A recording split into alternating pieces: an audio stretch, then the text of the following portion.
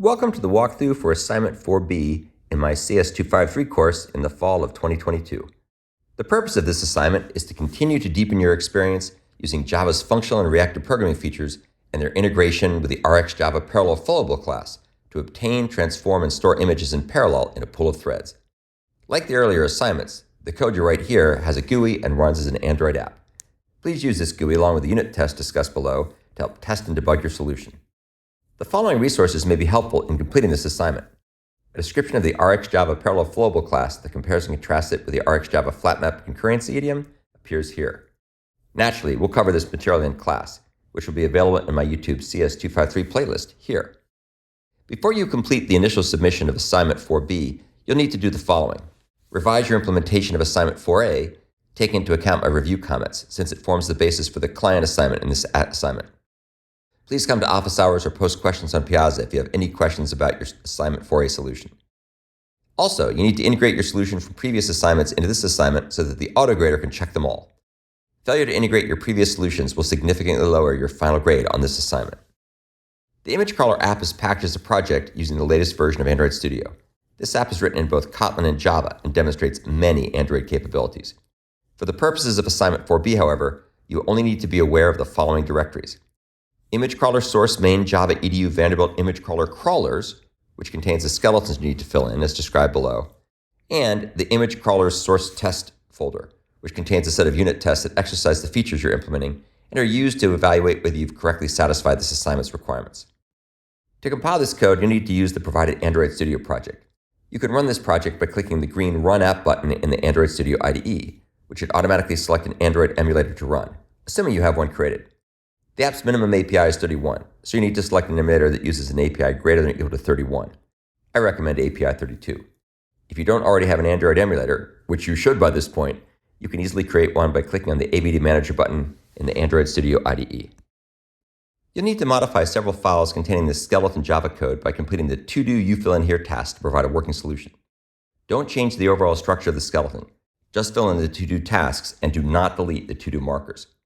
In particular, you need to finish implementing the following to-do tasks for this assignment in the Image Crawler folder. You'll first need to modify the crawler's rxflowablecrawler.java file to complete the to-do tasks in various methods to obtain, transform, and store images. This class uses the flowable and parallel flowable operators in the RxJava framework to perform an image crawl in parallel, starting from a root URI. Depending on the parameters used to run the app, images from HTML pages reachable from the root URI are either downloaded from a remote web server or read from the local file system, transformed locally, and the transformed results are then stored in the local file system on the Android device. You also need to complete the to-do tasks in the common student.kt file to set the type field to include just graduate or undergraduate, depending on which version of the assignment that you're implementing. The bulk of the code for the app is provided in the skeletons. In fact, a complete solution using Java 7 features is provided in the sequential loops crawler file.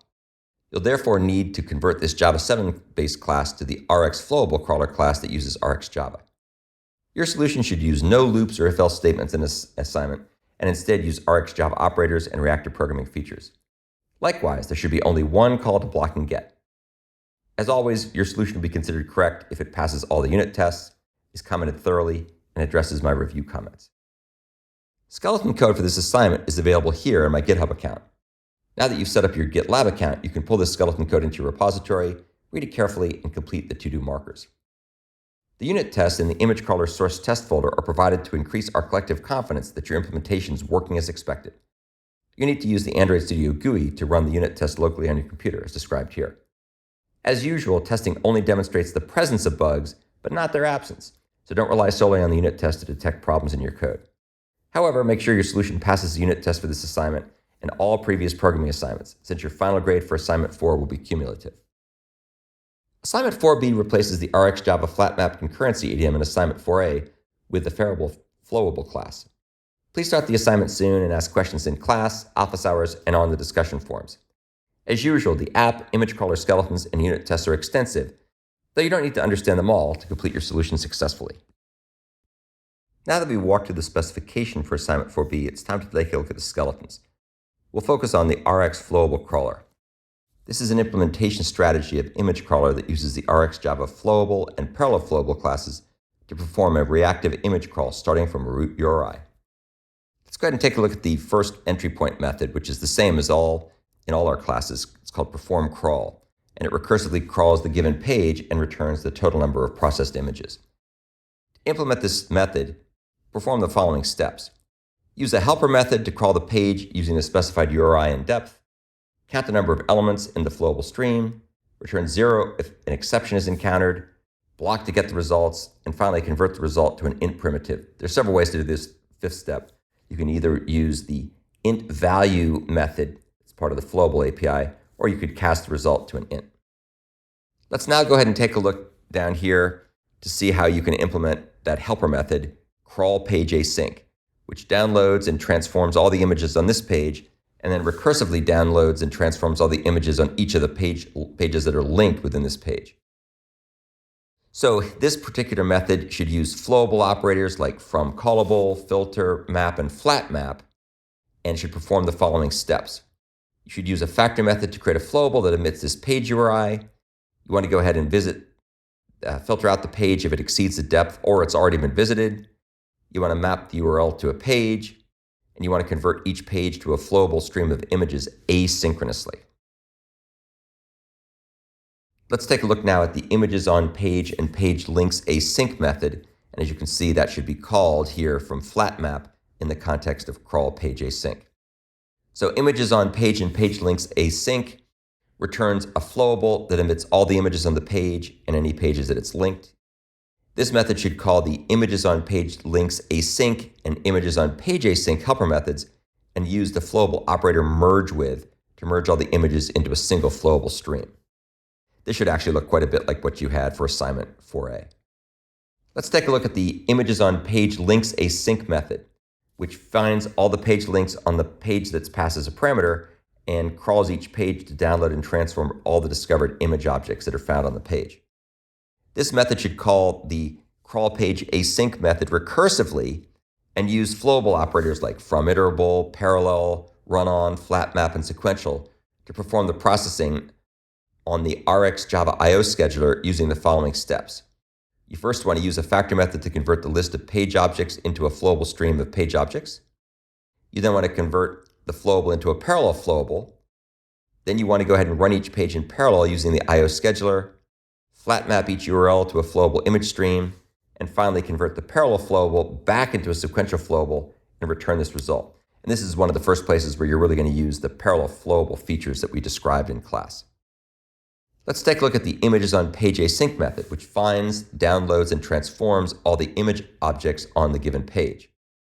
This method should call the get page elements as URLs, get or download image, and transform image async helper methods in conjunction with flowable operators like from iterable, parallel, run on, flat map, and sequential to perform the following steps. First, use a factor method to convert the list of image objects into a flowable stream of image objects, then convert the flowable into a parallel flowable. Use that parallel flowable to run each page in parallel using the IO scheduler. Then you'll use the RxJava compose operator along with the map not null method that we're going to talk about down below to map the image URL to a possibly downloaded image. Next, you'll go ahead and perform each image transform in parallel and return the aggregated parallel flowable stream of images. And then finally, you convert the parallel flowable into a sequential flowable and return this result. Let's take a look at transform image async, which applies the current set of crawler transforms on the past image and returns a flowable stream of all successfully transformed image objects. This method should call the create new cache and apply transform helper methods, as well as use the flowable operators like from iterable, filter, subscribe on, and the parallel transformer map not null. The map not null parallel transformer is statically defined in this class and can be used in conjunction with the compose operator. And you should do all these things to perform the following steps.